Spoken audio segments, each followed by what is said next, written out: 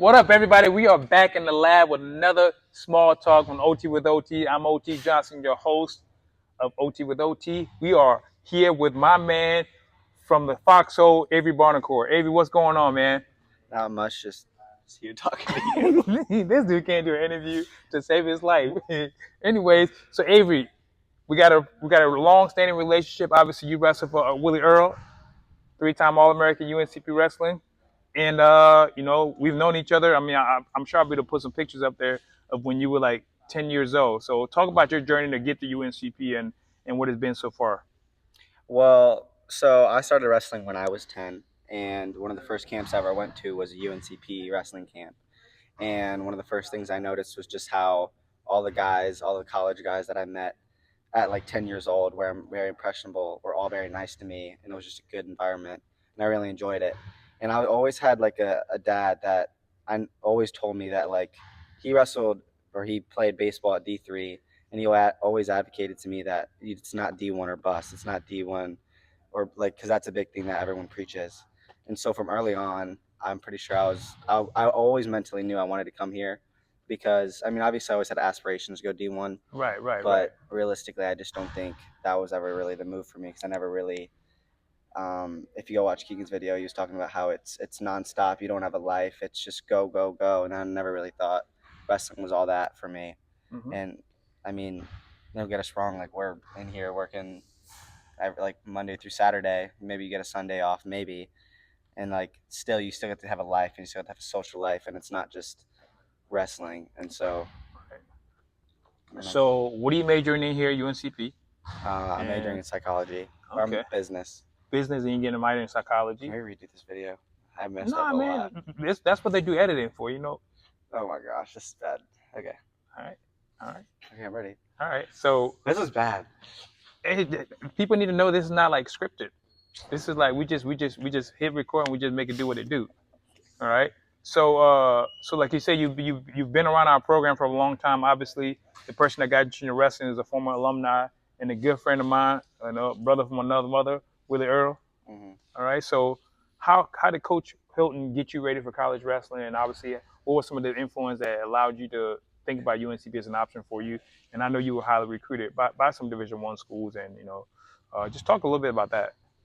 Well, I think one thing is that like Willie obviously this is his alma mater, and so I always thought, like, a lot of people think that he pushed me to come here very hard because he did come here. Mm-hmm. He was very like he never really pushed me to come here. It was always just my thing, because although he was always like, hey, like, if you are thinking about going to that big school, like, think about like how much debt you're gonna go in, like, because obviously I'm not top tier D1 level, so I'm not gonna get all that money, so I wouldn't get too much money and I would be in so much debt.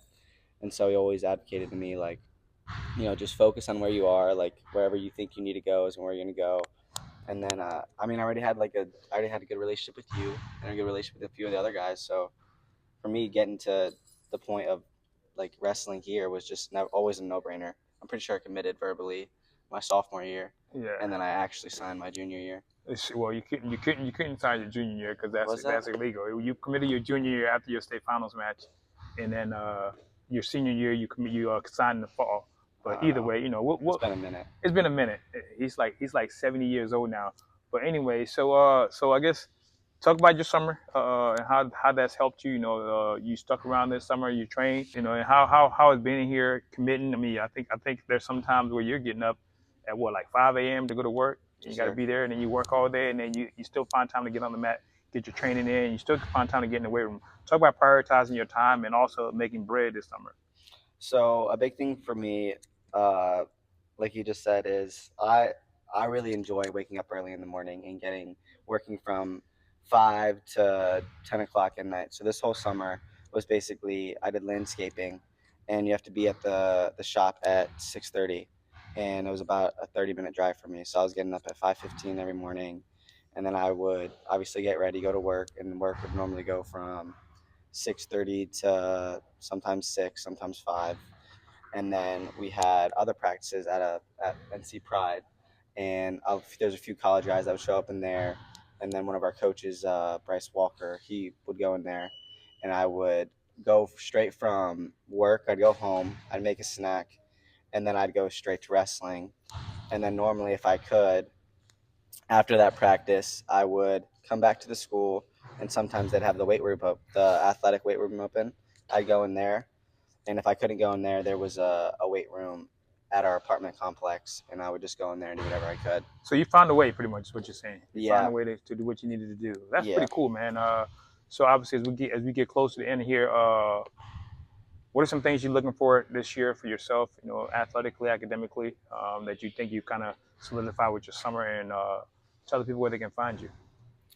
Well, for the first half of that, the main thing I'm trying to work on and my aspiration for this year is obviously last year I got hurt and I didn't get to even compete at regionals or go to nationals, which sucks. So one, obviously I want to compete at nationals, perform well, be standing at the top of the podium, and then obviously just wrestle really well and All-American, or if not, win it.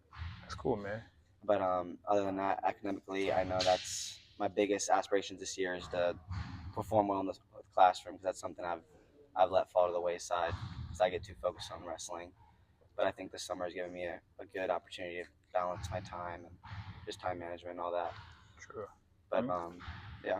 Oh, my handle is Avery_Buonocore on Instagram. You know, Facebook. I do have Facebook. I don't know what my username is. That's for old people. I don't use That's it. what you're saying. Yeah. No X. No, I don't know. I do not use Twitter at all. What about Instagram? You got? I mean, That not was my Instagram, but what about like Snapchat? I have Snapchat, but only my girlfriend can have me on there. Oh, really? Oh, that's crazy. All right, well, you guys have it there. That's another episode of OT with OT. We'll catch you guys on the flip side. Flip.